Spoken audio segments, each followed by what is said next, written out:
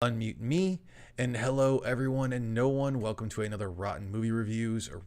And today we are going over the movie 310 to Yuma, the 2007 movie. We were originally going to watch Birdie, but just due to some scheduling conflicts, someone having a friend in town, which was a good thing for them. They got to see someone, so that's always a good thing. You guys are still muted, so don't worry.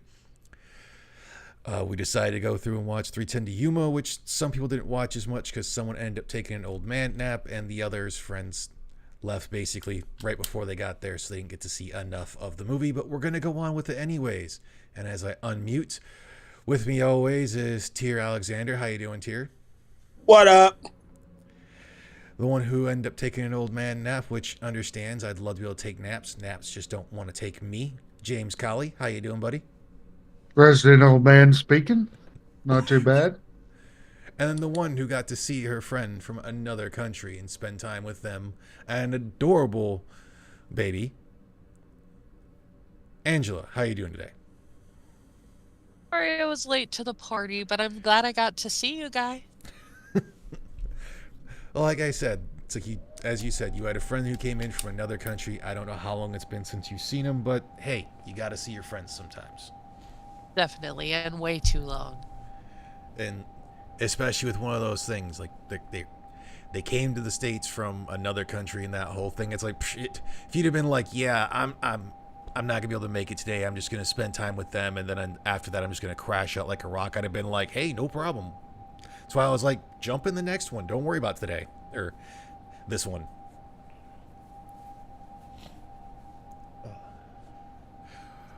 But I think we'll go on and do a quick movie review. Grab a quick drink.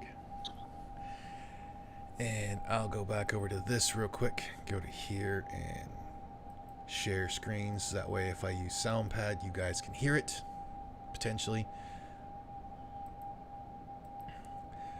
And with 310 to Yuma, technically a remake of, I want to say it was a 1957 film starring predominantly Russell Crowe and Christian Bale.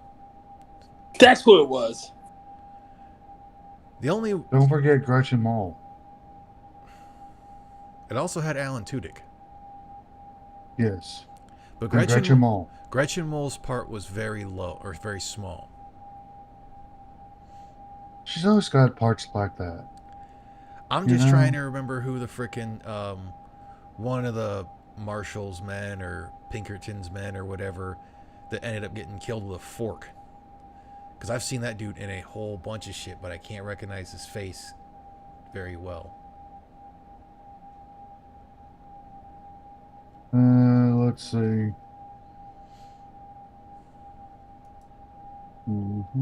Because I didn't catch his name. Although Ben Foster, who played Charlie, did a damn good job at that guy. I didn't say anything about fucking Pro, you dumbass. Oh man, that movie. I thought Christian Bale was a shit actor. But that movie, my opinions of him just changed. I have never thought Christian Bale was a shit actor. I've been watching him since he was 13 in Empire of the Sun. I think he's an asshole.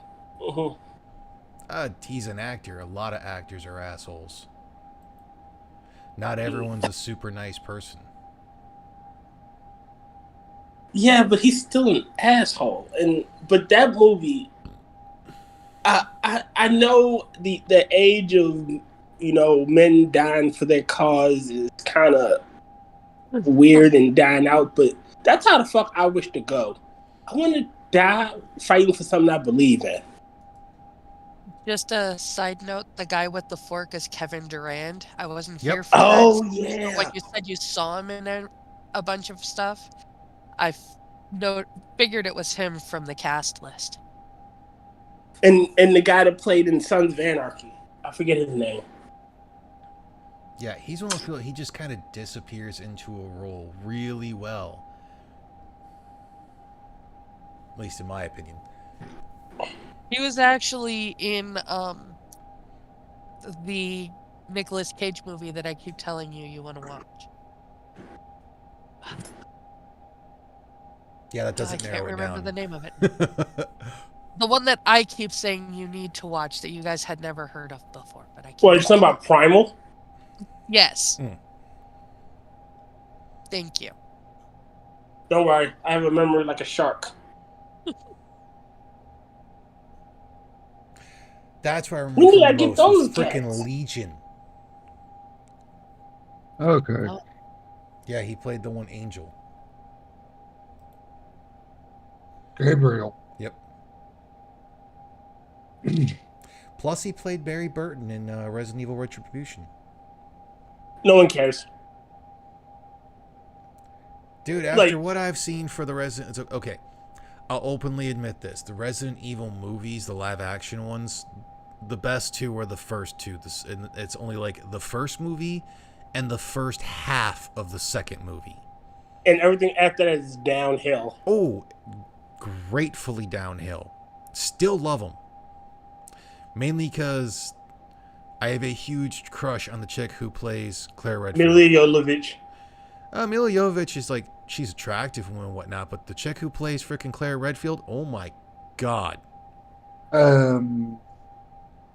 She was also in Heroes, right? The blonde. Not sure.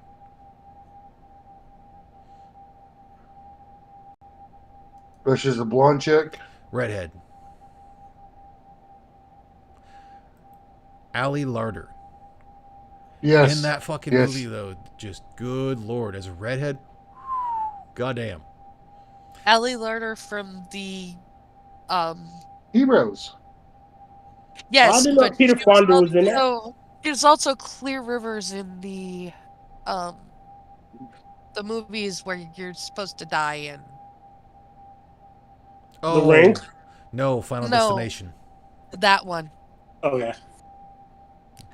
But going back to the actual movie, with this whole movie, it's a Western. And it was what a Western should have been, to where, you know, it's darker, it's grittier. Most of the peoples were assholes and kind of hypocrites on everything they did. You know, Well, even the main character, Christian Bale's character, was kind of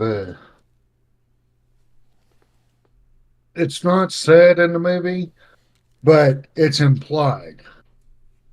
All you gotta do is get me on the train and you're done. Yeah. In other words, he knew that he was going to escape. He knew that as soon as he got him on the train, he was going to step off that train. And that was the thing, was he didn't... Well, even if he rode to Yuma and that whole thing, Charlie and them could have just hijacked the train. All he had to do was get him to the train. That was the agreement. Yeah. And that's another thing that Charlie and them weren't that bright. Because all they had, once they knew that they were going there, like, okay, we'll just ride ahead of the motherfucker. Okay, get them on there. Yeah.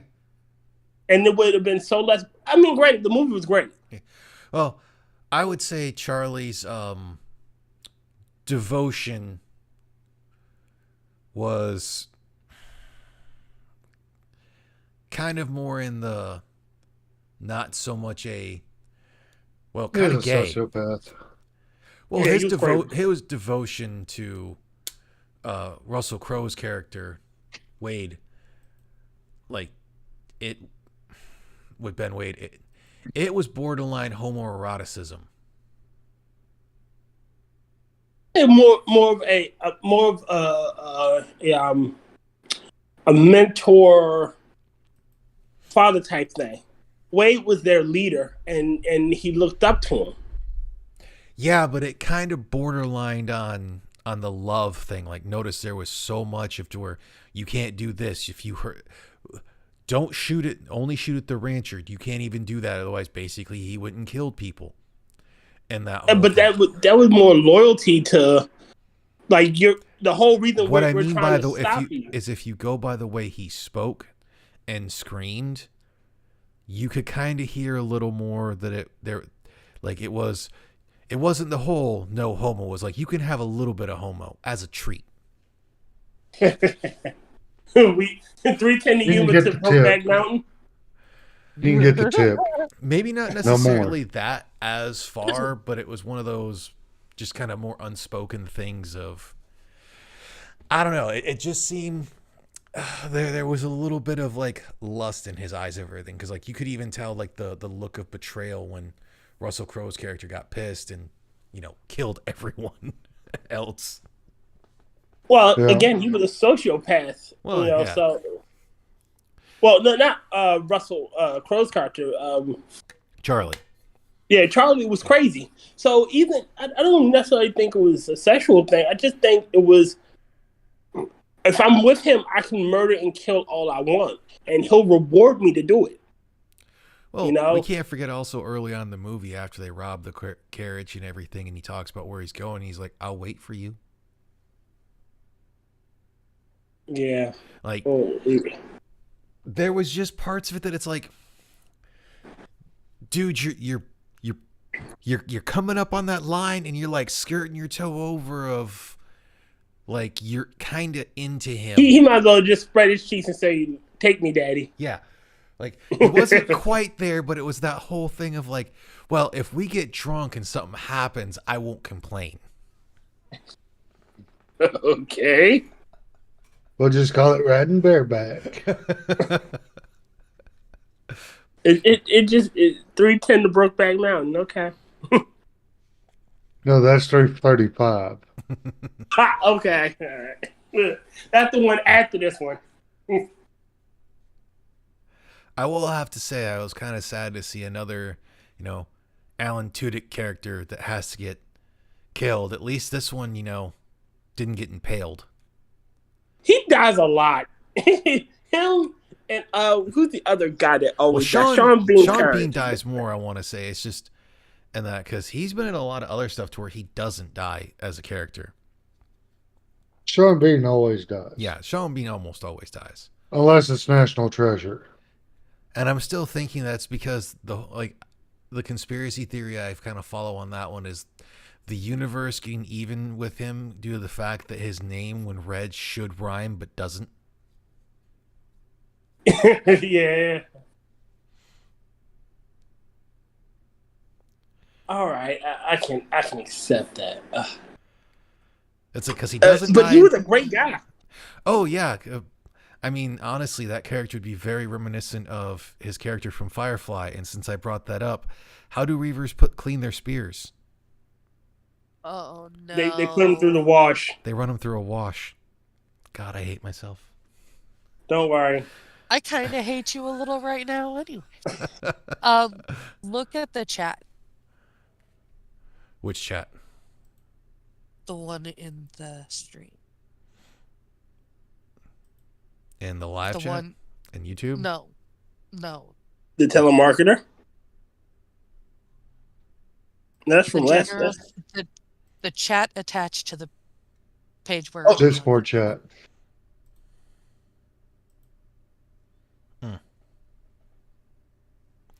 Okay. It's still in the. Oh. I really hope that went through everything because that would have been 13 minutes. Yeah, I mean, it's playing. It's playing. It's just. Well, so much for discretion. And I'm sitting we here don't do discretion staring here. right at it. We're guys. I'm don't some beat sort around of the bush. professional or some shit. So now I'm actually beating around the curious bush to is go- not our style, Angela. What? I was One trying to be conflict, someone having a discreet. friend in We We chat. want to don't see do her this right avatar. here. Just go ahead For and say it. discretion. No, I just. I mean, luckily, at least I could still hear myself, so there's at least me talking. Oh, yeah. I mean, the stream was up. Switch over to this one then and let it scroll through some pictures that I went through and found. I mean, you put in the hard work. You might as well reap the It's saying it's live. Yeah, but That's I really still what- had it on the the opening scene and not the movie review He scene. forgot to switch screens. But That doesn't matter. yeah. Like I said, I never claimed to be some sort of professional. I just know that you set up the clip. slides. Yeah. But I I think actually everybody like got what they watching those deserve. while we talk. I do too. I actually like making those. I try to find about 10 to 20 slides, and I typically do that while watching part of the movie because I kind of have restless hands a bit. But I think most of the people in that movie got everything they fucking deserved. Oh yeah, I mean this just jumped into the whole thing of like other than really the kid, you know, his sons, of him trying to show them to be better. Basically everyone was a shitty person. Even what was it? Butterfield? Yeah, he was a coward. Yeah. He Butterfield, the leader of the not Marshall, the I Train guess the thing. federal agents. That was for the train company. Oh, Well, he was became a coward, though. Yeah. But when you got 40 people with guns saying, and a gang that says, you shoot this man, you get $200. I still like the whole fact of during that whole scene, you know, there's a bunch of them, yeah, hand me the money right now. And he's like, you have to shoot him first. and then the marshals got gunned down. Yeah. Unarmed. They knew they were gonna. We got families. I guess now that I think about it, I can respect that position. Like, you don't want to die for a useless. He's gonna escape any fucking way. Well, in that whole I situation, can't believe. that the way he put it, sorry to cut you off in that one, is No worries. you know, a fair fight toward been like the seven of them versus the 5 of them. That's not fair, but it's close enough to be something that they could plausibly win, and going down that way is fine. But once he started basically getting the others to join in was when he's like, okay, yeah, no, we ain't doing this because like I'm okay with a somewhat one. It's like unfair fight, but a basically an entire posse. Nah, man. A mob. Yeah. I just love that they thought they were going to just walk out in front of a bunch of people with guns that had been told that they'd get $200 for shooting them. Well, the funny part is if you paid attention, no one else in that whole thing shot them. Only the gang shot him. Yeah, the gang tore them to pieces. And then he said the guns were cursed. Everybody that touched those guns died. No, he said his pistol was cursed. And everybody that touched them Because he died. said it to the one guy who he killed with a fork. And again, to Kevin. didn't everybody that touched him die? To Durand. Yeah, the character's name was Tucker. Yeah. Yep.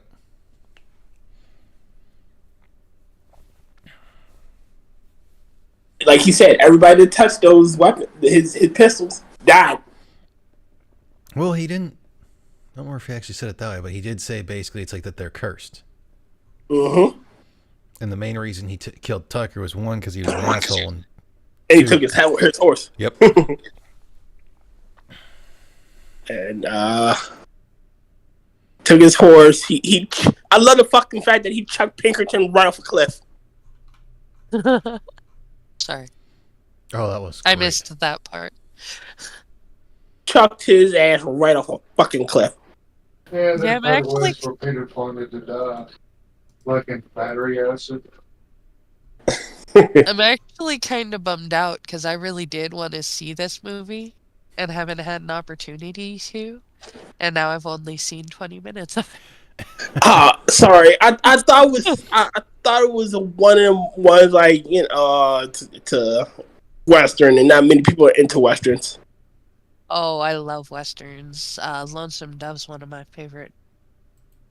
Nope. stories.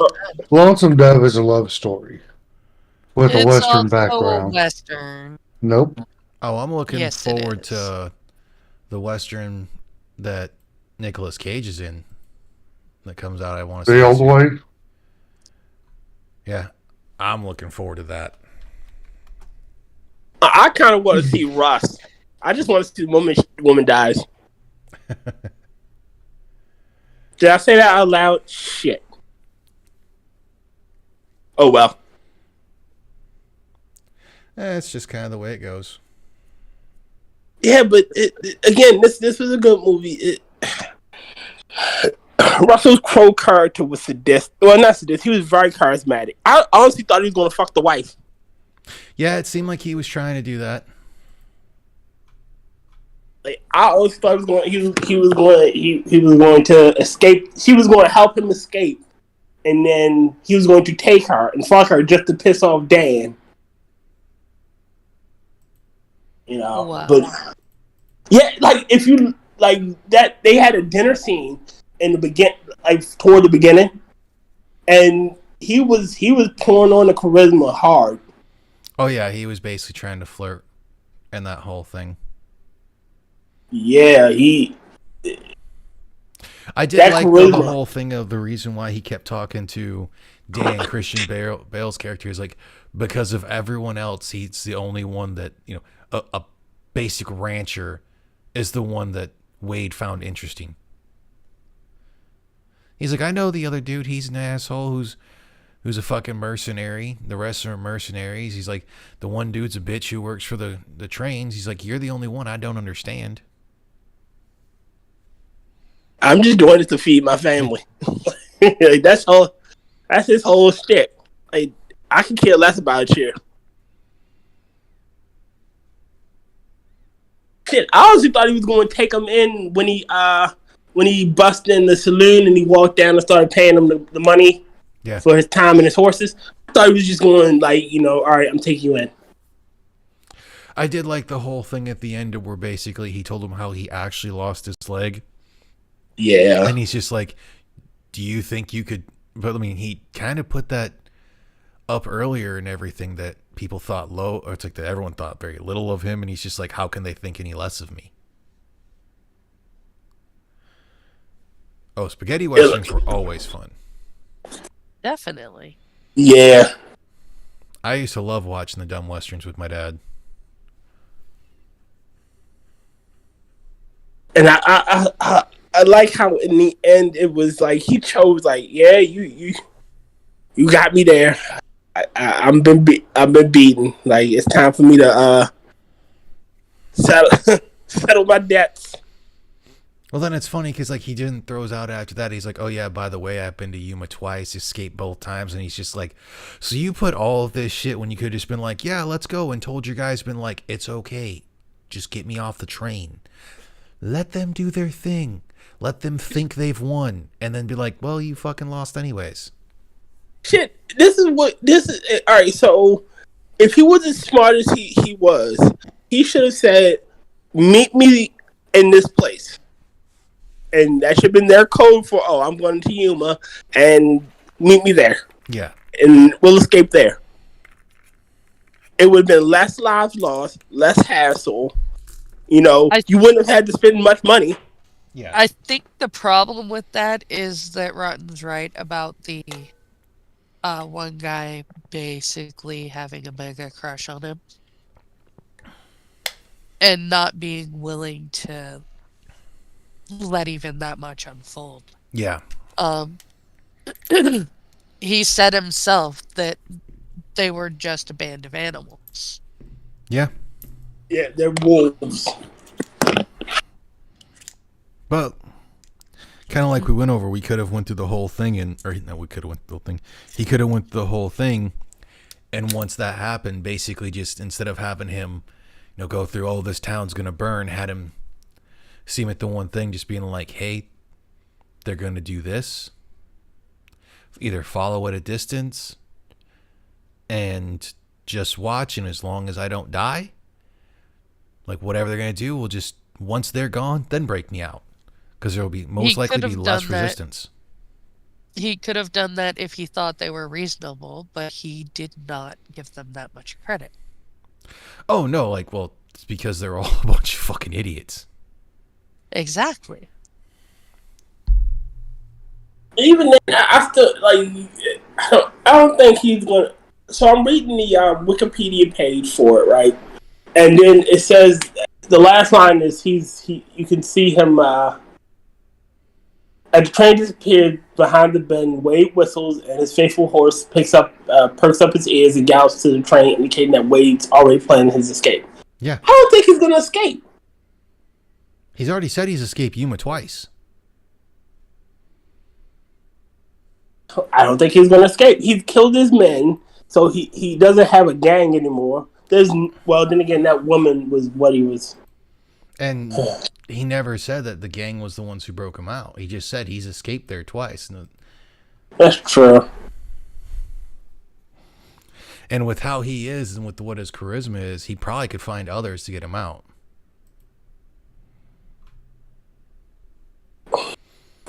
It didn't look like there were many guards on that train anyway. This is true. So he could have escaped on the train while as it leaves. And see, going to the whole like what we were gonna watch, I kind of would have went over it more, but I was earlier, but I was kind of expecting James to have something yesterday or on Saturday, but fortunately his computer shit out, and then I was half expecting Tyr to want to do something Saturday night, but then he just didn't do anything. My bad. Lord. After my computer came back on, you should have said something. We could have done something. Oh, well, like I said, I didn't know, and then you're like, that your computer shit bad, but I know Tyr was looking at doing something Saturday night. He even said so on the corner. Yeah, Right. And I'm my bad. I'm sorry. You know what happened? We talked about it last week, being like, okay, you're like, I was like, okay, let's try it out. You know, you use StreamYards, we'll go on there, bullshit about something. If anything, it had been like a half hour or whatever, and I went over the whole thing, being like, hey, there's a high plausibility Angela's not going to be there, so we'll go over and we discuss something sooner. yeah. I'll do it next Saturday. So Next Saturday night. Next Saturday night, I'm going to send out a StreamYards link, and we're all going to do something. Sure, we will. Don't you do that to me, old man. Sure, we will. I just got to Checks give in you the some mail. shit. What time? I'll be there. Probably, closer to around the time we'd normally watch the movie? About 11. Eastern. Yeah, Eastern. So around 9 o'clock. 9 o'clock, people not in the best time zone town.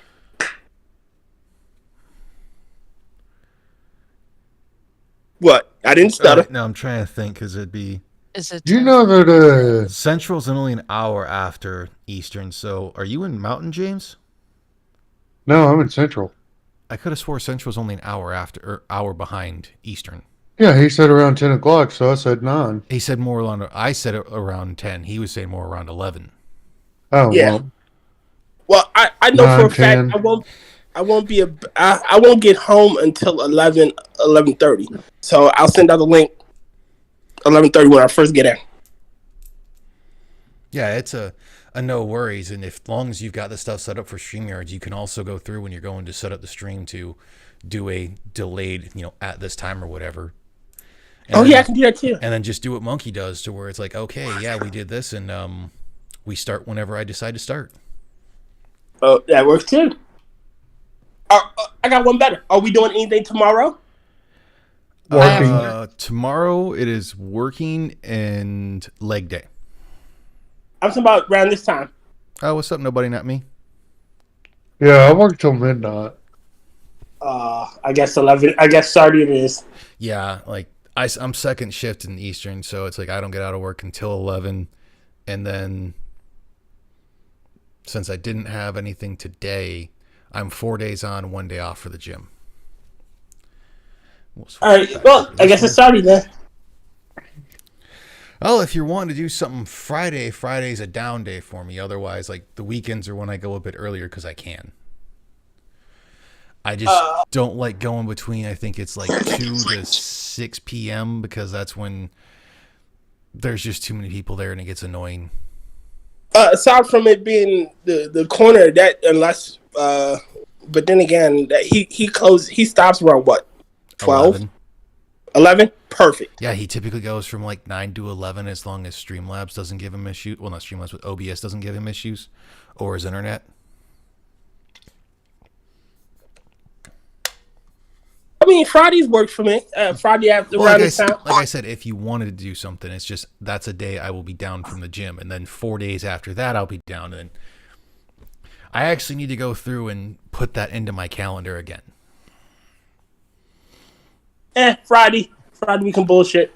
But if we ever want to do some other westerns, I have a somewhat western that's a sci-fi original called Dead 7. It's kind of westernish, kind of zombie-ish, or it's still a zombie movie. Features a lot of pop stars and some rock It's Western stars. adjacent. It's Western Western adjacent. Otherwise, if we want a Western zombie, I do have Bullets for the Dead, and that was better than I expected. You want to do a bad one? Gallow Walkers. Don't think I have that. You know what's a good Western that I really like, and it's going to sound terrible? I liked The Harder They Fall. I haven't seen that one. It's a predominantly it stars Jonathan Majors as Nat Love. Well, and I ended up seeing Dead 7 because of something or other I was going through, and then I ended up watching. Like I said, it's a sci-fi movie. It's got freaking the lead singer of Everclear plays a minor character. It's got fucking Joey Fatone in it. What the fuck? Yeah, dude, it's so. I'm willing to push Birdie out if y'all want to watch that next weekend. The movie is so goddamn dumb. It's like I said, it's a fucking sci-fi original. It's dumb, it's terrible, and I fucking love it because it's a zombie movie, and I love zombie movies and good zombie. So what you're saying is we can exchange this zombie movie for Birdie? Well, we can exchange Birdie for this zombie movie if so. In other words, we're just going to kick Birdie to the curb and move on to the next Nick Cage movie? I mean, is he a main After character the in this? zombie movie. I mean, we just go with Birdie after the zombie movie. Damn. I don't even I think James was trying to avoid Birdie. I don't think James likes Birdie. It just doesn't sound like a movie I'd like, which is even better for the stream, I guess. Well, I mean, it's based on a novel from William Harton, and it's got Matthew Modine and Nicolas Cage. I've never seen It's Birdie. two friends return home after the Vietnam War, and one becomes mentally unstable, obsessed with becoming a bird. So essentially, it's Birdman. Precursor, probably. Did you ever see that movie, Birdman? Have With, not. Only thing I've really seen is Birdman Attorney at Law. Yeah. Did you see it, Tier? Nope, haven't seen it yet, but I know enough of it that it's fucking funny. It's in the same vein as Because I want to say that one's Michael Keaton, ain't it? yes, it is. Yes. It's a fucked up movie.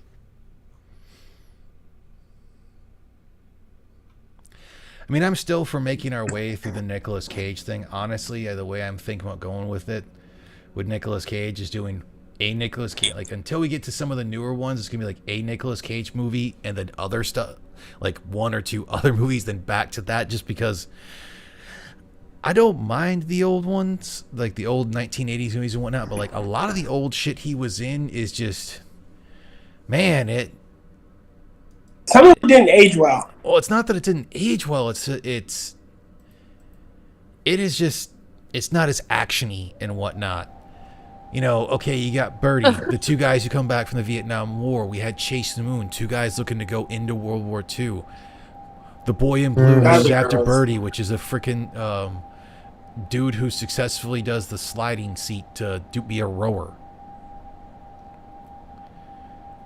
Like, they're decent movies. It's just, you know, they're not Raising Arizona. They're, you know, Firebirds, Honeymoon in Vegas. I'm just kind of scrolling up to some of his higher ones. Kiss of Death, Yeah. The Rock.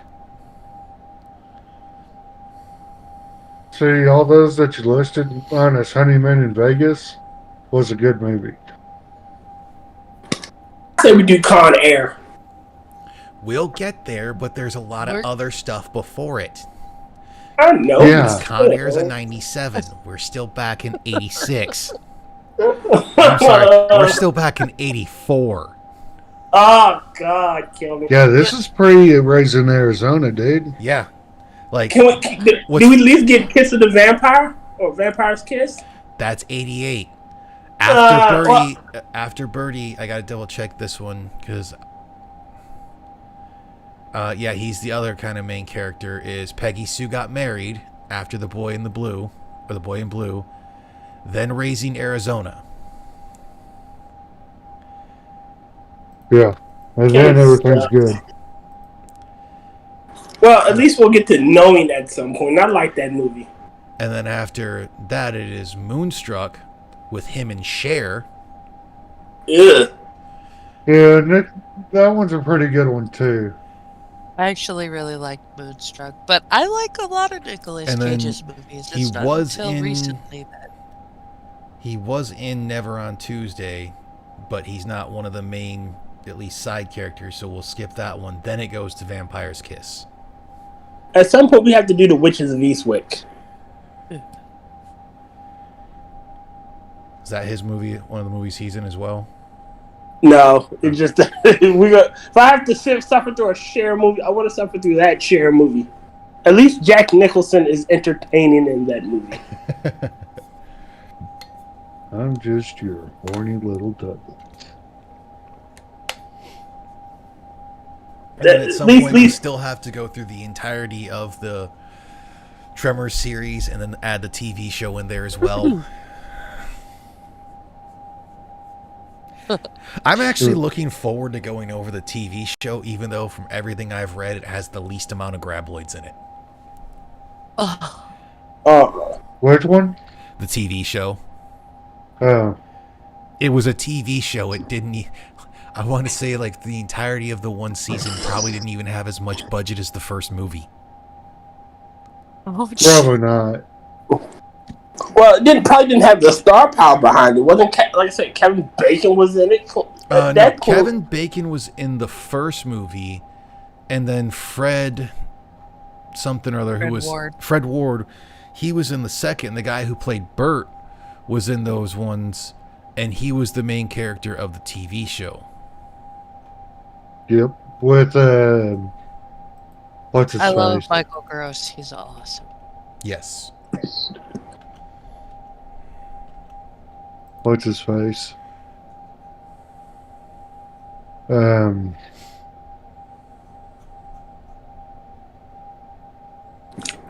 Mask 2. Hmm? Jamie Kennedy. Oh, Jamie Kennedy, yeah. Yes. That movie so fucked his career. No, he No. fucking career. No. It was after the Jamie Kennedy experiment, that's what yeah, fucked his that's career. what fucked his career. The funny thing, though, is that his best movie was Dumb as Fuck. Malibu's Most Wanted. Yes. Yeah. Like Scream. I love the Scream movies. I like the first All right, so- couple. I haven't watched too much after, I think, the first 2 to 3. The first 3 were good. The everything after that became repetitive. Yeah, super lame. It's Because the Waynes weren't in it, and they followed That was- fucking. that was Scary That Movie. was Scary Movie. Sorry, scared me. My bad. In Scary I Movie, said I only liked the Scream. first one. Oh, no one gives a damn Scary about the Movie Scream 2 movies. was retarded. Scary Movie 2 was awesome. The Scary Movie 2 was everything after 2 was dumb, without the Waynes. The Waynes made those movies. I didn't like those movies at all. They were just dumb spoofs. Yes, Yeah, that's I what I like liked about them. They were painfully stupid. Well, they weren't as much satire like something like Airplane, which was actually not just a spoof; it was like a satire That of was something a else. fun movie. But That, but that that was was the like I said, thing, is because it satire. was like uh, Airplane, or even if you look at more like Police Academy, in a way, I would say was more of a Right? satire. The first Police Academy. Once you get past really like the second, it starts getting to shit because once it goes into a franchise, it's really weird. And yes, Nobody Not Me. From what I can remember, the TV show of Tremors didn't have it as much. It was more of you got to see Bert going through the whole not wanting to deal with the government. So essentially, it devolved into a government. Yeah.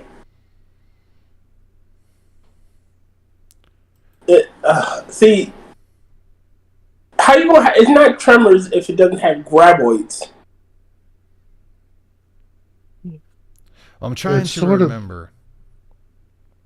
I just know that there was a lot of other shit that really wasn't as much graboid related. See, that is my biggest hatred of most things.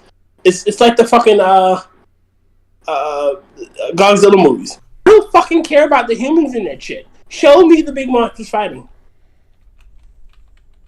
Like, I don't give two shits about what the humans are doing. I see humans all the time. I want to see Godzilla beating the shit out of fucking Kong. That's all I want.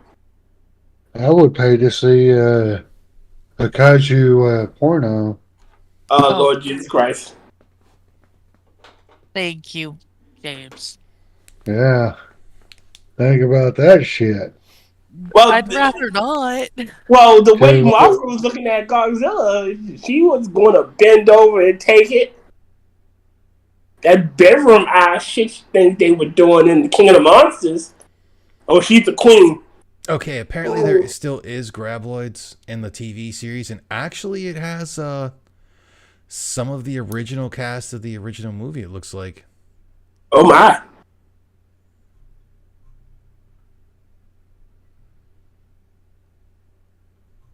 Yep, so it does have graboids in it, just not as many. And I want to say technically it's not necessarily as canon. Its canonicity is questionable.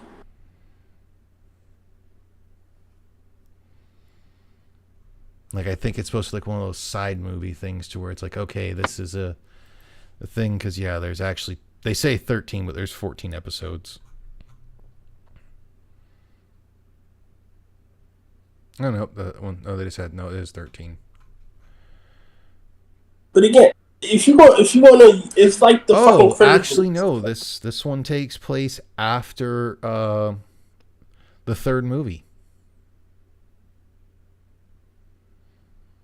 Because they talk about El Blanco, so I don't want to get too much into it. So if anything, we'd have to do 1, 2, 3 TV show. We could do Back to Perfection, the technical fourth movie, and then go after that.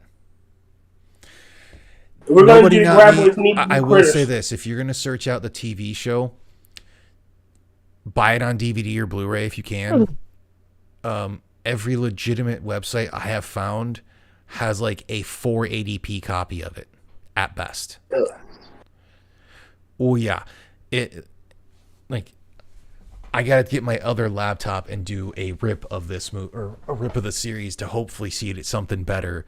Because yeah, everything else I saw, the copy of it or the aspect ratio of it and everything was so goddamn terrible that you're just gonna get emotional damage. No, I mean I'm dead serious. That freaking shit is terrible.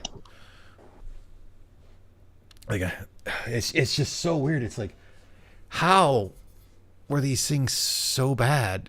Like for their video output or whatnot. It's like somehow they took video. It's like it seemed like someone was trying to rip a VHS copy that someone else was watching through their TV with a camcorder. It's like camcorder. It's it's like the in theater camcorder footage, but instead of it being in theater, it's like watching a TV. Ooh. Like it's weird.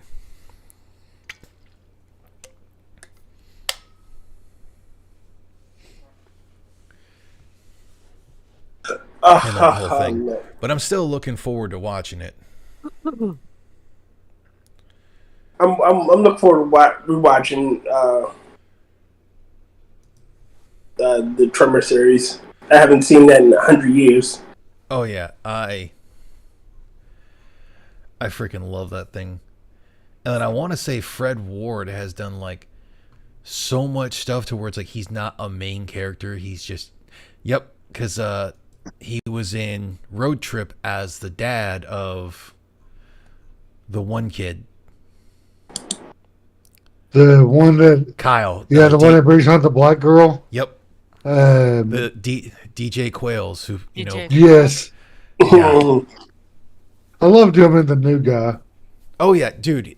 What's funny though is like most people don't realize this for like Quails is he always plays a character that most people would think is like that he'd be like 5'8", 5'9". The dude's actually I think like 6'3". Hell yeah, and he looks fucking he's like Michael fucking Sarah. They are perpetually young. And he's one of the few people I've kind of seen that it's like apparently he's actually a super nice dude. Well, I've always looked at DJ Qualls in the same vein as I look at what's his face? Crazy Eyes. That doesn't Steve Buscemi. Who? Steve Buscemi.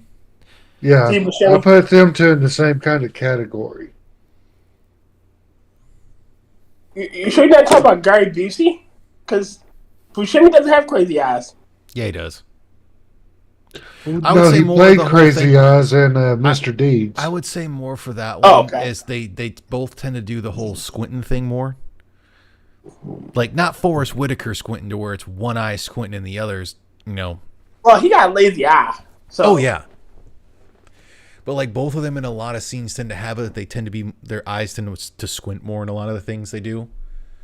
Yeah, so you can't tell whether or not they're just being extremely serious, or do they just have to pinch enough of shit. Oh,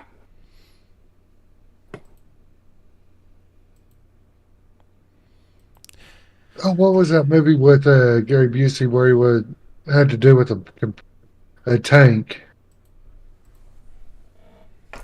It was Blue something or another. Blue Thunder? No, Blue Thunder was Roy Scheider. Cool. Gary Busey. Nope, not upcoming. Huh. He's a voice. If at some point we have to do a Ghost Dog, the story of the samurai. If you want to do a Forrest Whitaker movie, we gotta do that one. It's literally a modern day samurai tale. Are you talking about Bulletproof, James? That might be it.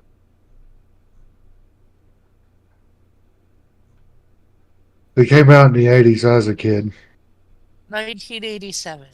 Yep, Bulletproof. Right after Lethal Weapon. Depending on which one. Kane, we all know that you were a kid in the 40s. Yes. Tears Cannon says that I'm older than dirt. I am older than my grandparents, apparently. Look. Oh, wow. Gary Busey was in an episode of Kung Fu. He was? The original series? Yep.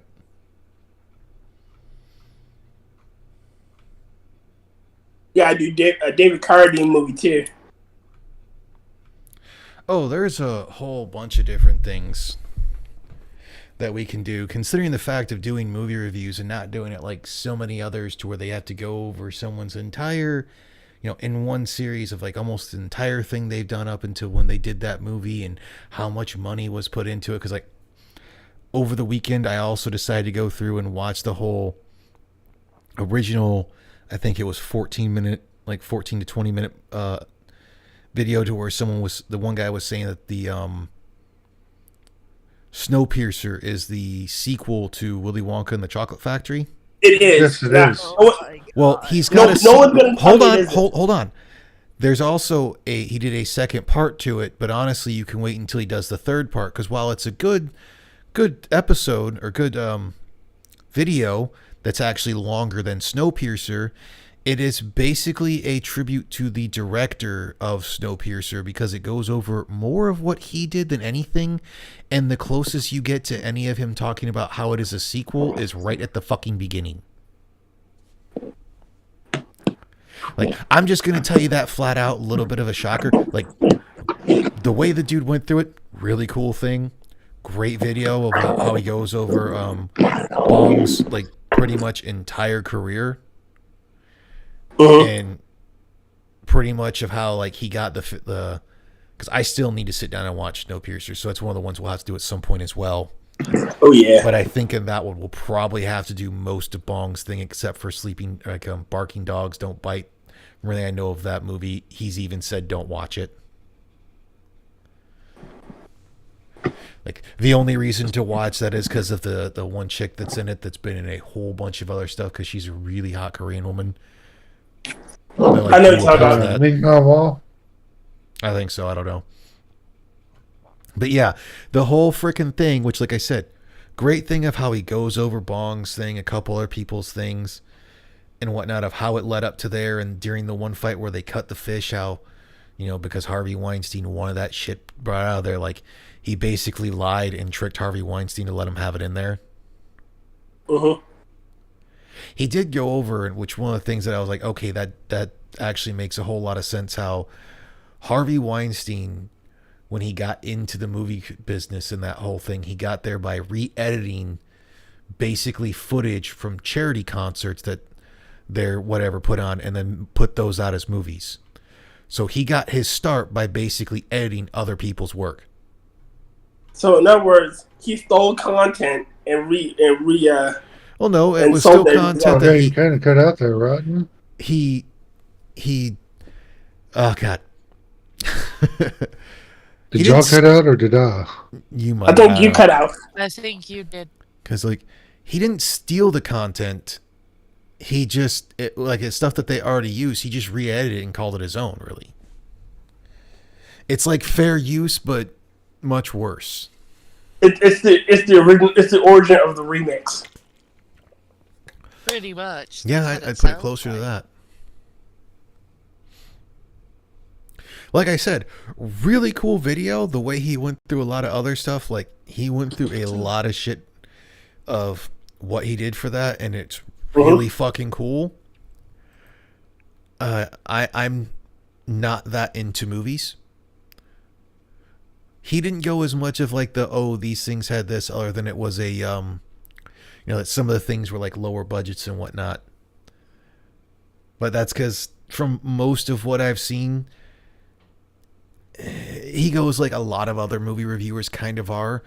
They're a bit more pretentious assholes in the whole thing because they want to get into the film industry.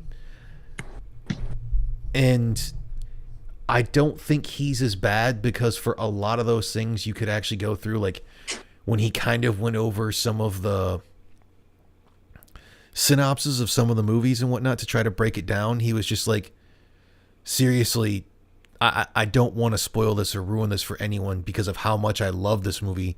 I would love for you to go see it. So basically, he's saying, dead serious, just pause the fucking video, click out of it now, you can come back to it later and go watch this movie.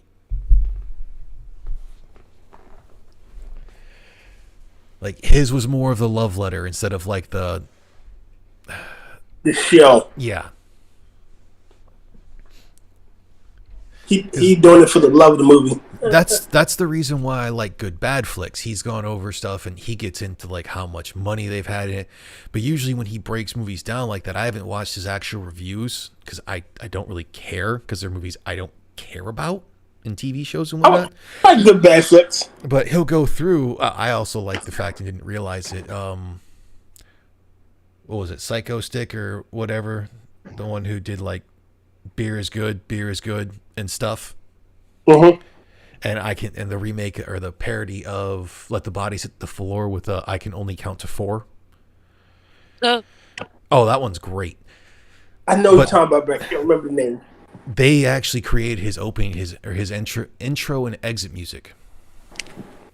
But like he'll do the ones to where he'll do like a brief overview, or he'll does the exploring to where he goes to like, that's how I found out more shit about Event Horizon that I thought was really cool. And I know like Polydub hates or has an issue with that movie because, well, when it comes to a lot of things and I'm putting the finger quotes, films, he's more of a pretentious asshole, and I don't think he'll deny it. My only issue with Event Horizon is Lawrence Fishburne dies for no apparent reason. Yes and no. It didn't matter in the end. Like, they're still fucked. The hole is still there. Well, the hole went into the thing, and they never said whether or not it was going to come back. No. Okay, so you're telling me that the doctor didn't have notes. He didn't have he didn't have an understudy. He was that much for the ass that he didn't have someone that could replicate his technology. They didn't stop anything. It's just like with the space elevator from was it Contact? Not Contact. Well, and that whole thing as well, his sacrifice wasn't to save the human race or anything. It was to save his friends and crewmates. Yeah, but it meant not. They could have destroyed the ship in so many other ways that he didn't need to die. Yeah.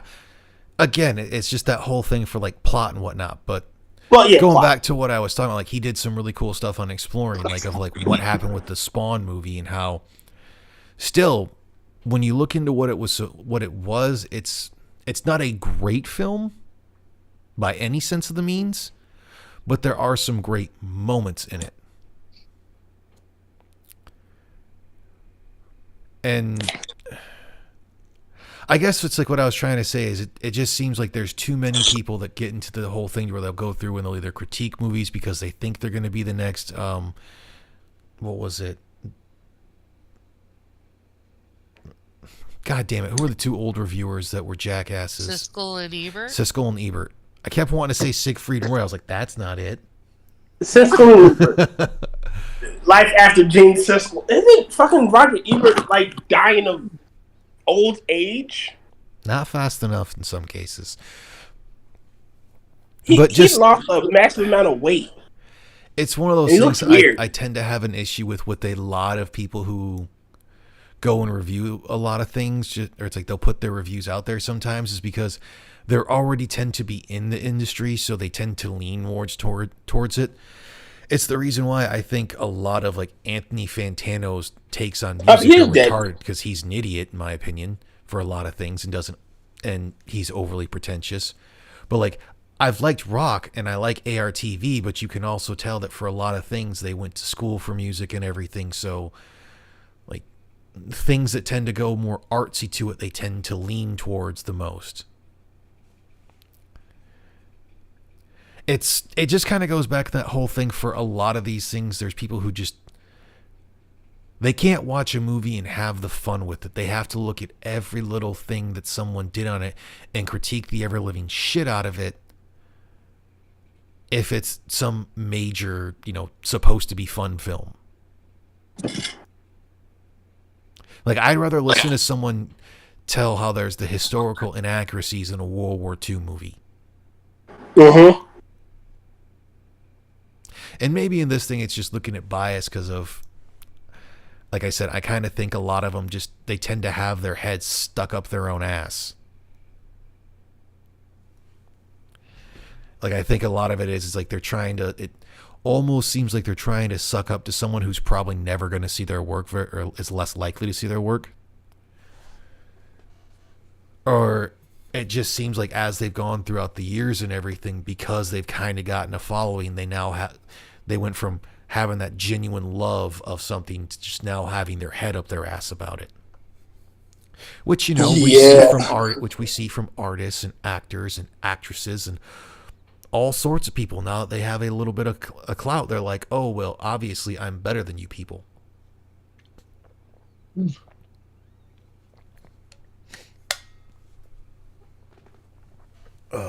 The pretentiousness of we don't review movies. We watch films. Yeah.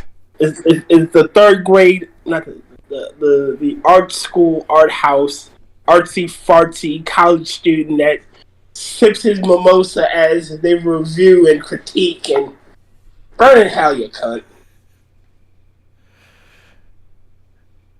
Oh, I didn't like the lighting in this shot.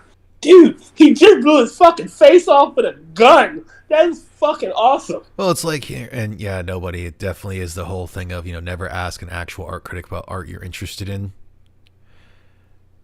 Yeah, because they'll destroy your dreams. You can ask someone who's into art. Like, I'd be willing to ask, like, Quiz, like Inquisitor.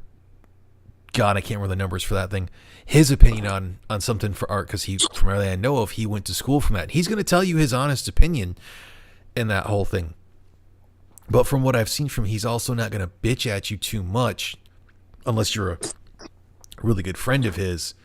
If like there's specific art that you like, and you're like, it doesn't bother me. I like it because of whatever reason. He'll be like, okay. But see, the problem with art is subjective. There's no objective measurement of good art, bad art. It's only what you like and what you don't. My best friend says I hate the women that smear shit on a canvas and call it art. Mm-hmm. But it is. It really is. It may be just shit on a canvas, but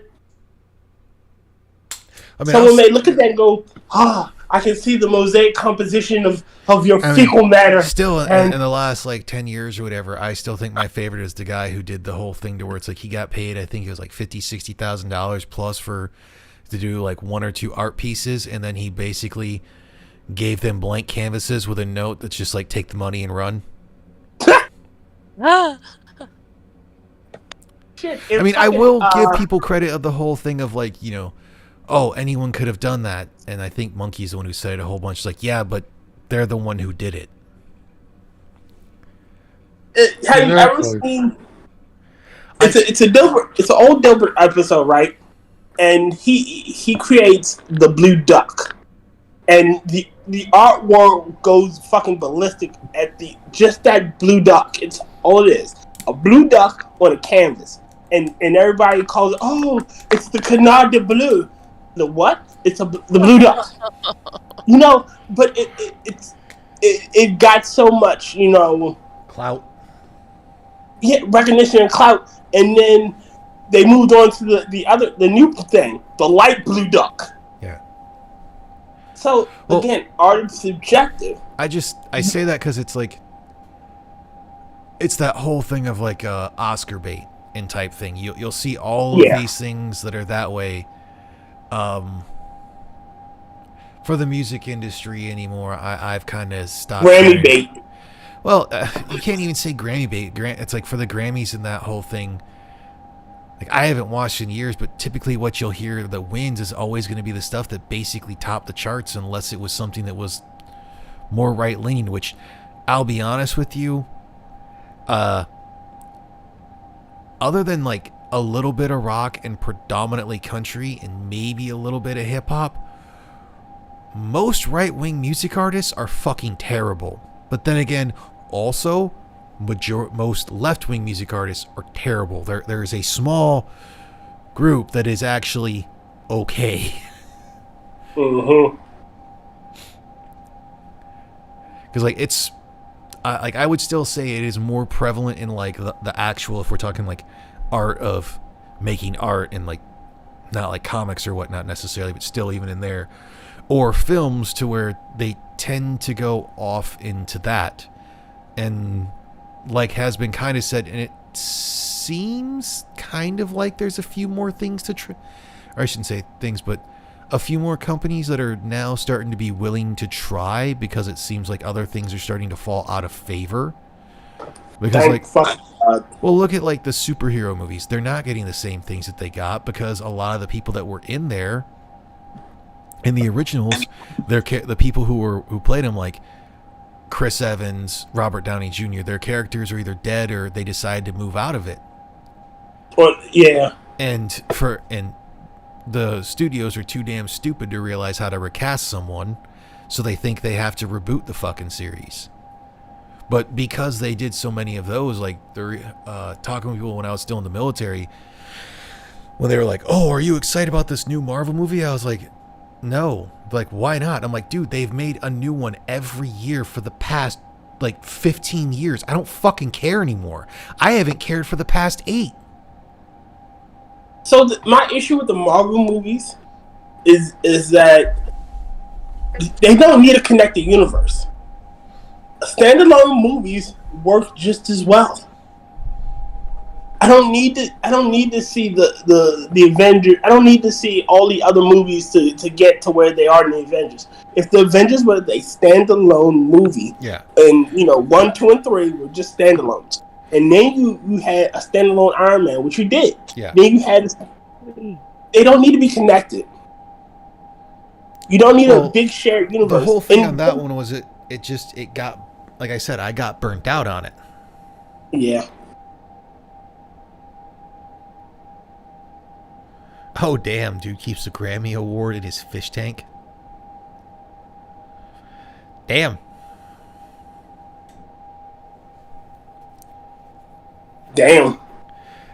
But just typically whenever it comes to movies, my whole thing is like I should be entertained. So that's why I usually try to go into them with no expectations.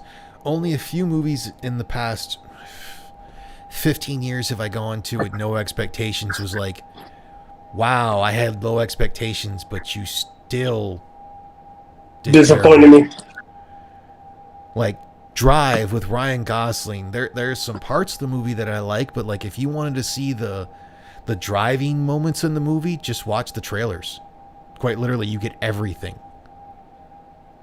That's the reason why I haven't watched the Muhammad Ali movie with Will Smith, was because everything I had heard about, I mean, granted, this is going damn near 20 years now for that movie probably, was like, if you want to watch the fights, watch the trailer. See, and that's what I've learned with the problem I've learned with movie trailers. They show everything in the movie trailer. Well, like we know who the villain is. Yeah. You know what the problem is from the movie trailer.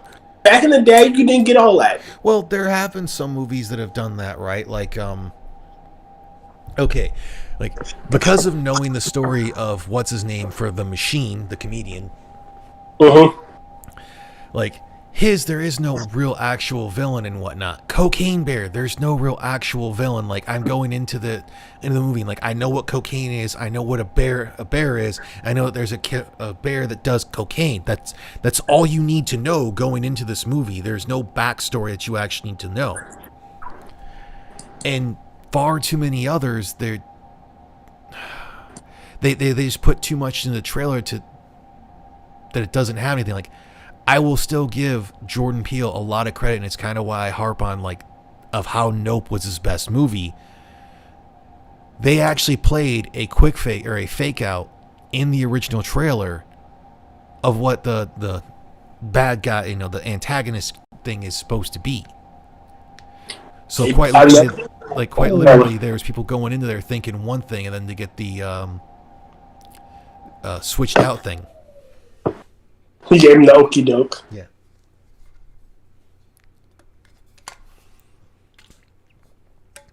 But the other thing as well is, I know some other folks have said it, that whole thing of an action movie can't have any moments that are serious. If it's not an action portion, you have to have comedy moments, and half the time it's comedy that doesn't really fit into the whole thing. It's only going to be for the audience, which is retarded. I didn't get that. So you can have situations of levity and an action movie. Like Riggs and Murdoch always were ripping on each other in Lethal Weapon. There were times where it was legitimately funny, but that was because of the dynamic between the two characters. It wasn't the thing between we got to insert a joke. That would be the thing more in the sequels to the original, because the original was a lot darker than the sequels. The sequels turned it into more of a buddy cop movie. The first one was definitely a lot darker. Yeah, Murdoch wanted to kill himself. Yeah. Was it? No, No, Riggs. it's Riggs. Riggs. Riggs wanted Mel to kill Gibson's character. Yeah, Riggs wanted to kill himself. Murtaugh wanted to retire. End up having it that a guy he was in the war with, sent him a movie to where after his daughter had supposedly committed suicide. Like, it was a hell of a lot darker. Like, there were some jokes in that whole thing of like him going in there, I'm too old for this shit. It feels like God, this thing feels like God hates me. Oh, hate him back. It works for me. No, remember when he tackles him when he's playing with the gun in the precinct and Murtaugh sees him because he doesn't realize it's a cop, and he's like, gun, and he goes after him, and yeah. Like, that's a somewhat comedic moment. Or the whole, they're after, modern men. He's like, I cried in bed last night. And he's like, were you with the woman? He's like, why do you think I cried? I wasn't with her. The implication was he wasn't with a woman.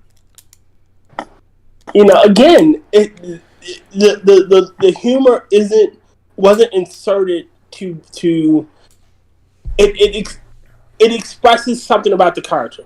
It is not like, It was also more humor that would be of that time frame and of what that type of character would do. And it was to break the tension in certain scenes. Like, most of the time, it wasn't even to break the tension. I mean, him jumping on him to stop him from the gun had to break the tension. Even though the movie wise, it was a legitimate move for a character who didn't know who Mel Gibson was. He didn't know who he was.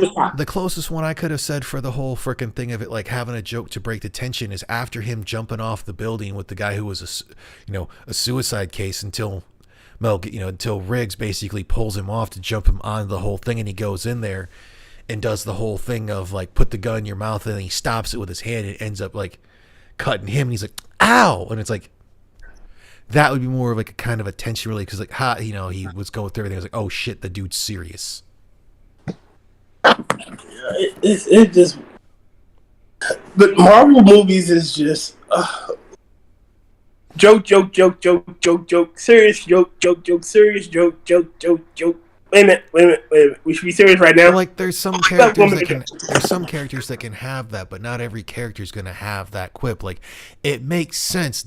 Deadpool as a character is making jokes in the middle of a fight.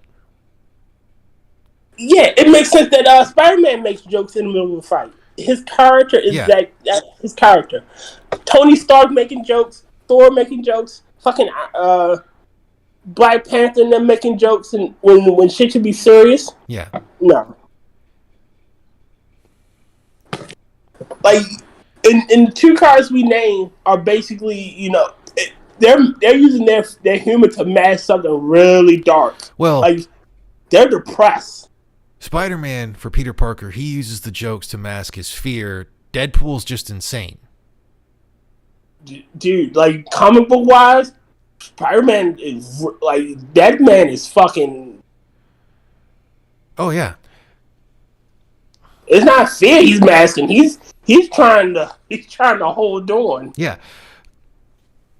Well, that's what I mean. Is like, it's the whole thing of anxiety, fear. It's a mixture of emotions and everything. And but like you said, Deadpool's insane. It would kind of go back to like what James said on last week with the Incredible Burt Wonderstone. For so much of it, it's all very cookie cutter. Yeah, it's formulaic. They all want to follow the same thing. Formula. It's like, and they all follow very similar. It's like, the person goes up, or the hero goes to do something, basically kind of gets beat, but, has to come back and like hide and basically train a little bit or figure something out to come back and win the day. That's how majority of them are. But, and they never learn anything from movie to movie. And then, like, has been brought up for so many of them, for the Marvel, it's like all the time they have to have a greater and greater threat. And I still don't care what anyone says. They fucked up Thanos. They should not have made him sympathetic. They should not have made him nice. Let him be a fucking evil character for once. Like, Stop Yes. making villains sympathetic. Let them be evil asshole pieces of shit like they should be. Yes. Basically, we could put it this way. Let him be the first bad guy from the first Deadpool movie. Francis. Ajax? Yeah, Francis. Well, see, you gotta remember, that was written by 2 different companies. Ajax, and I loved Angel in that fucking movie. But then as well, it's like you could look at the Punisher movie, the second one, the good one, the Thomas Jane, because everyone forgets about the Dolph Lundgren. I love the Dolph Lundgren. But That was a funny movie. And well, you could kind of empathize in a way with God damn it. Jesus Christ, how the hell am I forgetting his name? Frank Castle. No, the bad guy. The guy who plays the bad guy. John Travolta. John Travolta. And that whole thing. Like, you can kind of empathize with his reasoning because of losing his son and whatnot. Still not a good person. Like, with everything, like, you still saw him as a bad person. But just everything, for some odd reason, for so much of the bigger stuff, has to have, like, the good guy's not actually that good, and the bad guy is morally gray or has an actual justifiable reason. It's like, no. I want the whole thing of the short meme where it shows that it's like the guy that, you know, he's riding a dinosaur or some shit, and he can turn people into dinosaurs. And he's like, you could have used this to cure cancer. He's like, I don't want to cure cancer. I want to turn people into dinosaurs. Okay. But see, the problem with that is most of the modern young audience wants to change the bad boy. All right. Oh, Thanos is so misunderstood. No, he's fucking insane. Yeah. He wants the fuck actually, You're wanting to say something, go for it. Actually, Thanos has his own belief system, and it's to get him closer to his the love of his life. No, Yeah. the love of Which is the problem that he finds himself having with Deadpool. Yes, Because because They're in Deadpool. love with the same person. no, they're not No, in love with Death the is same in love person. with Deadpool. Death loves Deadpool. Yeah, it's Well- a three. Okay, yeah, technically it's a three-way love story And Well, that whole no, thing, but it's not or even that triangle. it's not even that Death doesn't love. He's literally trying to die. He's immortal. He can't die. He wants to die. that's actually one of the curses that Thanos puts on him at one point To keep him from death. is to basically have it that not only, instead of just having the mutant healing factor, he quite literally cannot die. Yeah, and Because like that's what made the first Avengers, the whole little ending credit scene or extra credit scene, so great, was when you had the one guy. It's like fighting them is like fighting death, and then Thanos smiles, and it's like, oh my god, I'm so looking forward to this. No, it's about balance. And I will- it's not about balance. Well, it's like I will go through what I've been using, and it has been set. I say all the goddamn time when typically watching Monkey streams or P-Dog streams with some of the shit that comes from the left and some of the shit that comes from the right. Nigga, what? Yeah, Thanos actually devoted has a whole religion on other planets. Devoted. Every planet that he has conquered, he's put up temples for the goddess of death. Yeah. because he's And so fucking his whole insanely thing. in love with her. Well, is, he is called the Mad do Titan. you love me now? Will you come back to me? Well, you know the And- origin of that, right? The Mad Titan? Like Death. Like, so I had it explained to me by a coworker, and it is literally the best interpretation of it. Death is this older woman who's going after this younger guy, and she doesn't even want him. She knows that he's capable of such darkness that she seduces him when he's a child into loving her. Death is a bitch. Yeah. Yes. Like, literally, Death in that situation is she's a fucking groomer. Hands down. She's grooming him. No, seriously. She does not love him. But she knows that he can do something really great for her. And she's keeping him on a short leash by doing that. Like, oh well, if you grab on half the universe, maybe I'll let you sniff my pussy hairs. Maybe Basically, you're saying Thanos is the ultimate simp? he literally is, but he's fucking crazy. Yeah. So, and he's the one simp that should not be simping. The one simp that shouldn't have money and power. Well, he has he has a fucking infinity gauntlet and a hypercube. He shouldn't have any of that. But, and his Belle Delphine doesn't want money. She wants to extinguish life. Yeah. And then she's in love with the one creature she can't have. Deadpool. Yeah. Because he's batshit insane. well, there's a theory behind Deadpool and, Yeah. what is it? The chick The who... symbiote? His wife was an incarnation of death that No. It even goes deeper than that. What is it? The Venom symbiote. There's a reason why that Venom is deranged, and that's because Venom possessed Wade Wilson first. That's why you have the gray and black Deadpool look before he went to the red.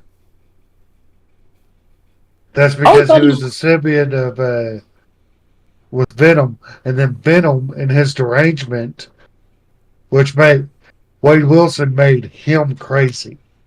That sounds almost something more like Carnage, because Venom, they even have it quite literally. The thing, the first person... Venom is in love with Spider-Man. It's Spider-Man. It's Peter Parker. Like, Venom loves him. Deadpool does use a symbiote. He actually uses, in one of the stories, he actually uses 5 of them, and it's one of the kids. The offspring. Because with Venom, the thing about him was the symbiotes actually fed on the person, or on their host. Like, it wasn't like him to where they fed off the emotions. Like, it was more closer to like they did in the Venom movie, to where like, oh, well, you know, he actually feeds on people. Except for, yes, he did do that whole thing. He fed off, or it's like their actual hosts actually feed off the people, while in the actual series, like, he learned to feed off their emotions, which is why they became stronger. And just it's just Venom can't beat Carnage because every symbiote becomes stronger. Yeah, but that was the theory that they were throwing around for a while, is that Venom attached itself to Wade Wilson before it attached itself to Spider-Man. I didn't kind of get it either. No, like it was kind of like a stretch. That's why, like I said, it would have made more sense that like it would have been Carnage that attached himself to Venom for a short period of time, but then something happened where he couldn't, and then he got with the Psycho Killer. Cletus. Yes. Which I did appreciate in the Maximum Carnage movie, which is still not Maximum Carnage, that Cletus Cassidy was played by Woody Harrelson. Yes. Is this I can appreciate that. Or an actual movie? Actual movie. It's the second Venom movie. Oh, yeah, I haven't watched the second Venom movie. You can't have a Venom movie without Spider-Man. You cannot have a Maximum Carnage movie without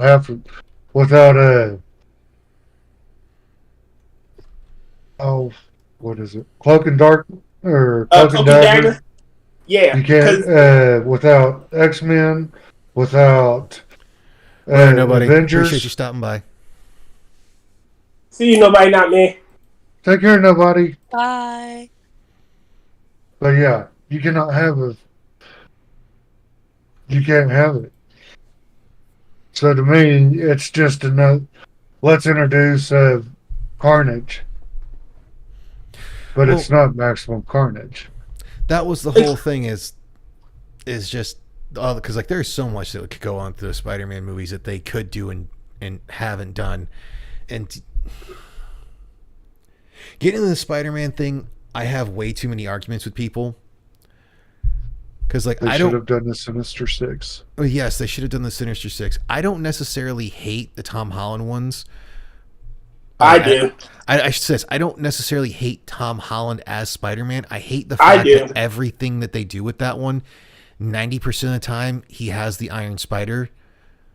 Like, I will still say personally, I think Tobey Maguire was the best, just regular Peter Parker. All right, so this is my issue. Hold on. I'm not done. Oh, go ahead. So, like I said, Tobey Maguire, I think, was the best as just Peter Parker. His Spider-Man was terrible, in my opinion. I still think the best person who personified Spider-Man as a character was the Andrew Garfield Amazing Spider-Man. Yes. He did a shit Peter Parker because that Peter Parker was an idiot, and Peter Parker is as smart as fucking Reed Richards. Yes.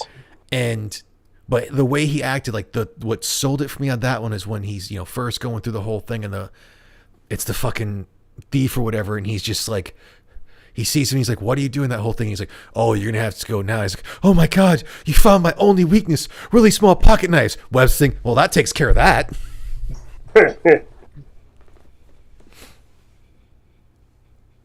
My issue with Tom Holland is just this.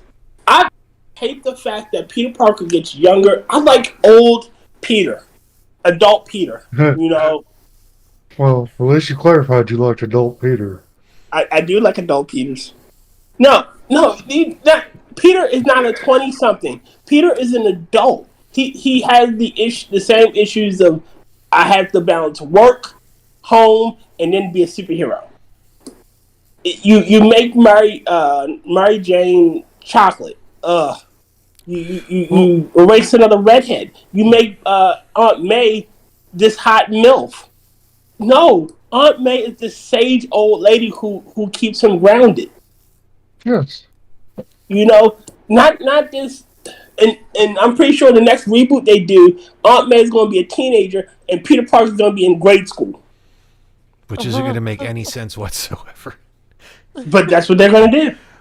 It's like, I can kind of understand it. That's why I didn't necessarily hate the storyline of what was supposed to be for the original Spider-Man series, because the first one, you have it that it starts off where he's in high school, but before the movie's even over, he's already graduated. Yes. Yeah. And they went, but the bigger problem does tend to be is that they always want to go back to that origin time frame when he's still a teenager and still trying to figure out his powers. And it's like, look, man, we all know the fucking origin story. That was the best thing about like Batman v Superman, was the fact that I didn't have to sit through 20 fucking minutes to finally see Mr. and Mrs. Wayne fucking die. Yeah, they had it wrapped up in the goddamn opening credits. Like, I don't need to see 6 different things. It's like 6 different movies that show how Uncle Ben died. We all know the goddamn story. And as I have explained to several people before on this one, especially when it comes to these comic book movies, stop giving everyone an origin story. Like going back to the whole thing with Deadpool and that one.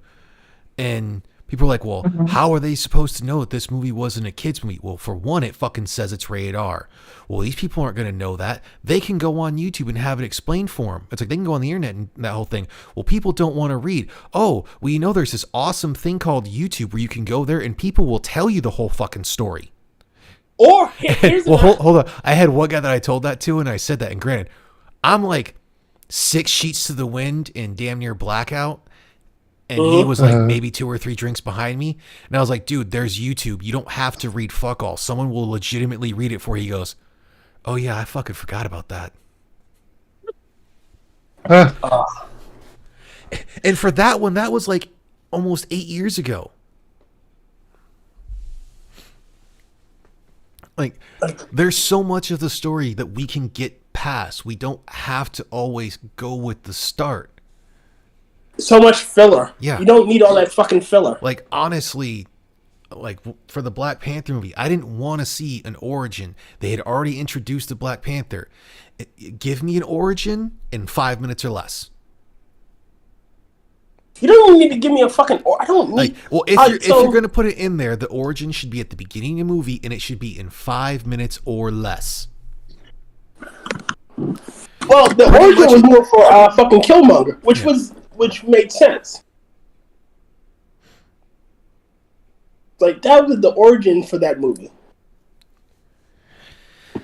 And still, it was unnecessary. All he basically had to say was like pretty much that could have just been the flashback and that whole thing. They still didn't have to show everything. All they had to show was that portion, that whole thing. They didn't have to show his whole T'Challa's whole succession into becoming the leader.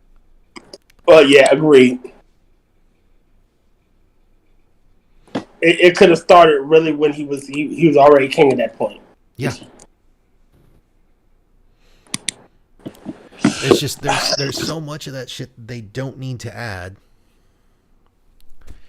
I guess it always goes back into that whole thing. They want to cut things that matter and then add things that typically don't matter. Or they want to change the story completely to bastardize it. Well, that's because normally for a lot of those things, depending on what the storyline is based off of, they wanted to have the happy Hollywood ending. Because quite literally 4 years, they could not have a bad ending. That's why, like, I think I said it before, of the original Invasion of the Body Snatchers, they couldn't have it on the whole, oh, there's, aliens snatching people. No, they had to have it ended where, like, some guy comes up after they talk to the person and they have the body's like, yeah, apparently there's aliens. Let's go get them and let's kill these commies. And that's kind of how it ended. Like, there was a big thing for the longest time that you literally could not have a bad ending. And unfortunately, they keep going into that too much of just, well, we don't necessarily want to have a bad ending because test audiences didn't like it. I don't give a fuck what test audiences didn't like, considering the fact for half the test audiences, I swear they're fucking handpicked. So, I don't mind ambiguous endings. Endings that make you question, like the ending of fucking the first fucking Wicker Man, the original. Yeah. Ending is very ambiguous. Did it work? Did it not? We don't know. Yeah. It was the whole. It answered some questions, but it still left you with some others, and that was the thing. And then the next one, or the remake, was just like, it answered questions that really weren't necessary to answer, added other shit that was completely unnecessary, and then had things no one cared about. Yeah, then just kept going with how they repeat the cycle, and it's like, this is terrible. So, and again, like, the downer ending isn't a bad ending. Like, bad shit happens. Yeah. Sometimes the bad guy gets away. The good guy fails. It's okay. Well, that's like, okay, we can... Go ahead. The only time I'm really opposed to it, defeatist ending is in a horror movie. And even then, sometimes it has to happen. Well, it depends. Like, if it's a cosmic horror movie, the whole point of cosmic horror is we are nothing. This will always fucking happen.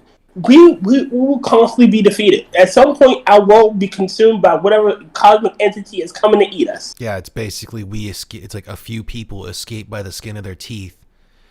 But in the end, it's still on its way. To basically just to live a little bit longer, and to hopefully die of natural causes before the great cosmic. Like all you did, all you did was prolong, escape it but tomorrow the motherfucker's still on its way. Yeah, that always needs to happen. If you're gonna do cosmic horror, it needs to end in that manner. It needs to express that you aren't shit. That's why I like that's why I have like a couple more of the modern westerns, especially like the way they did that 310 to Yuma. I mean, yeah, he got to have the hero's death because, his whole life had basically been kind of terrible, and everything he was doing for his family, and he at least got to end it to show his kids that he was he got to show his son he was a good person. What he was trying to do what was right to show them to be good people.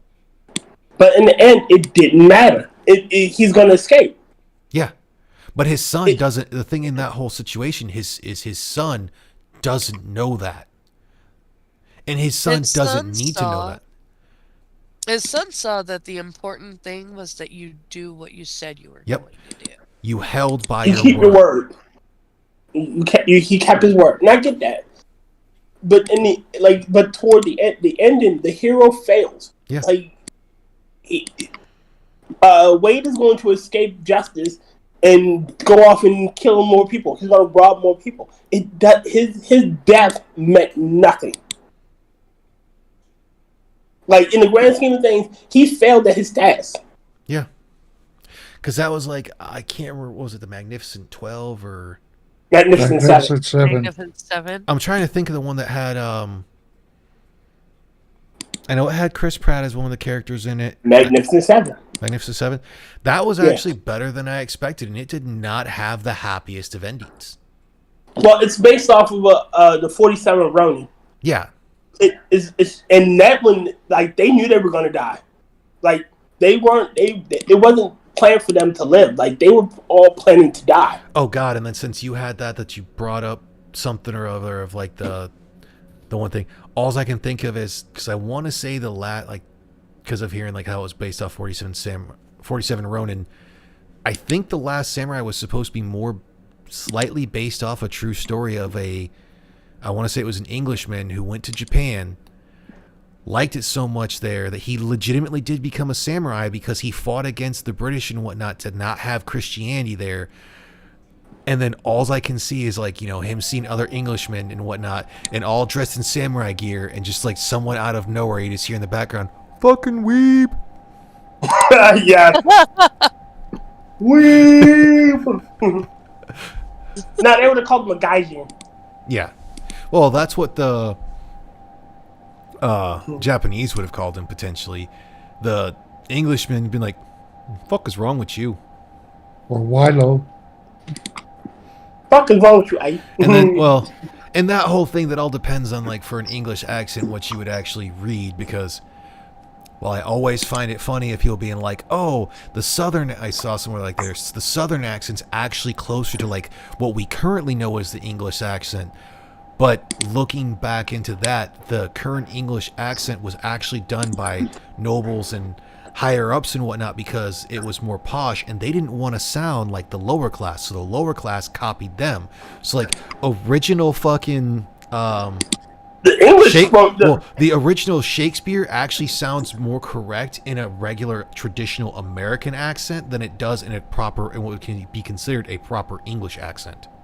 But court language, the language of the nobility, was French. Well, yeah, because they're a bunch of hoity-toity motherfuckers. No, because like a lot of their kings were French, like or German, and like a lot of their popes were Frenchmen, and so they spoke French as the court language, and I use air quotes because it was the language that the nobility spoke. Yeah. If you were nobility and you didn't speak French, you weren't nobility really. you kind of was looked down upon. But it's almost 2 a.m. Ah, Lord. And I know I'm still going to be awake for like another hour and a half probably when I shouldn't be. But I'm going to call it here. I have no idea what we're going to be watching next week. It's plausibly going to be Birdie, plausibly going to be something else. We'll probably discuss it more either on James's stream or if Tier does a stream, because I believe James is supposed to be having Moonshock on your stream next week, next Saturday, and you're going to be discussing the Tron movies. Yes, we are.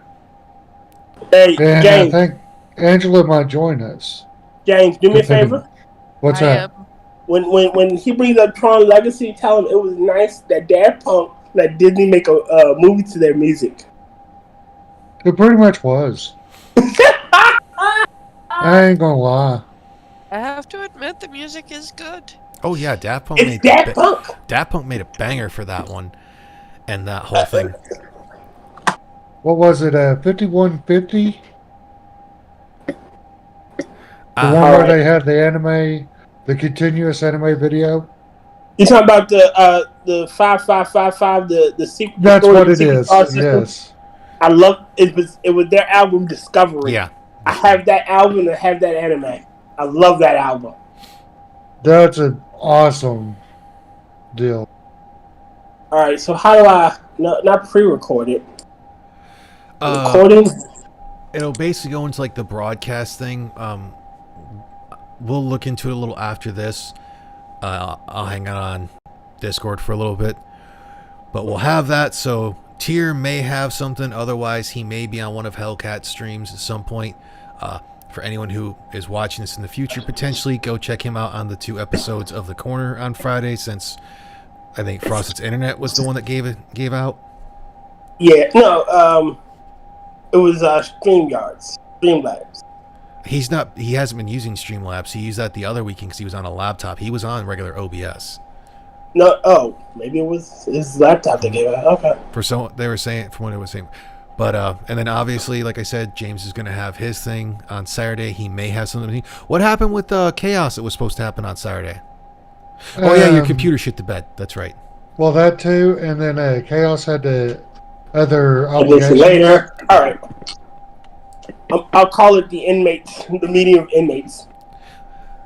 Well, you ain't got to set it up now and that whole thing, because then it's going to show a, notify me thing and whatnot. Set it for 11:30. Well, that's why I said don't do it now, because then it's going to have a thing on your channel this entire week saying that you're going to be going live next Saturday. Oh. Damn. Okay. But I know how to set it up as an incoming one. So. Yeah. I'll set it up Saturday morning. Or Saturday afternoon, whatever. But otherwise, Angela, you got anything coming up other than shit posting on Twitter potentially? And James is. Oh yeah, you will be on his stream as well. Thanks. But I mean, other like. Go ahead. That's pretty much it. Okay. I didn't know if you planned on doing like your own videos or anything. Not yet. Look for me in the future. Yeah, I need to start doing some more as well. Otherwise, I may bug James to join for a little bit on Saturday. Maybe not. Ooh, that sounds like fun. It all depends. Otherwise, hopefully, I'll just have to give Tyr some shit on Saturday to have him do something. So I'll be the asshole. But otherwise, we will be back next Sunday reviewing something we've watched. Who knows now, because the plethora of choices we have was already humongous, and we're just getting bigger. It's huge. It's huge. But otherwise, everyone, take care. Have a great week. I know Mondays suck for work, but you'll get through it.